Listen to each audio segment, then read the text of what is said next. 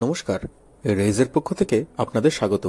বাংলার প্রাচীন মন্দির মসজিদ ও পুরাকীর্তির এই পঞ্চম পর্বে আজ আমরা জানব কলকাতার হেদুয়া পার্কের কাছে অবস্থিত নিস্তারিণী কালী মন্দির বা নানেদের কালী মন্দির সম্পর্কে।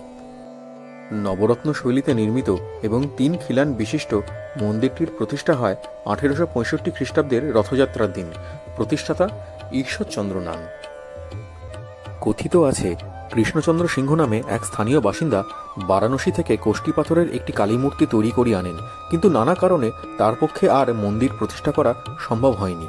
শেষ পর্যন্ত তিনি এই মূর্তি ঈশ্বরচন্দ্রের হাতে সমর্পণ করেন। এরপর ঈশ্বরচন্দ্র বর্তমান মন্দিরটি তৈরি করে কালী বিগ্রহটি প্রতিষ্ঠা করেন। মন্দিরের সামনে দুদিকে 2টি 8 চালার শিব মন্দির অবস্থিত। শ্যামা পূজা ও প্রতিষ্ঠা দিবসের দিন দেবীর বিশেষ পূজার ব্যবস্থা থাকে। শাক্ত মন্দির হলেও দেবীর পূজা হয় বৈষ্ণব মতে।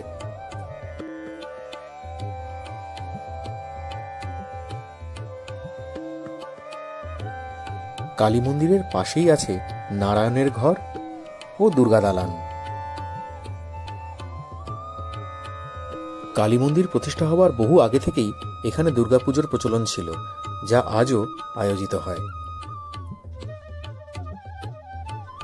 মন্দিরটি খোলা থাকে সকাল 7টা থেকে সকাল 10টা ও সন্ধ্যে 6টা থেকে রাত 9টা পর্যন্ত।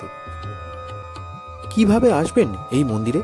হাতিবাগান থেকে কলেজ স্ট্রিটগামী যে কোনো বাসে উঠে নেমে যান হেদুয়ার সামনে, সেখান থেকে পায়ে হেঁটে চলে আসুন এই মন্দিরে। সুবিধার জন্য গুগল লোকেশন লিংক ডেসক্রিপশন বক্সে দিয়ে রাখলাম।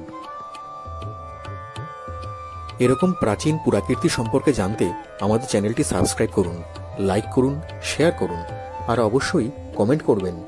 আজ এখানেই শেষ করছি, দেখা হচ্ছে পরের ভিডিওতে।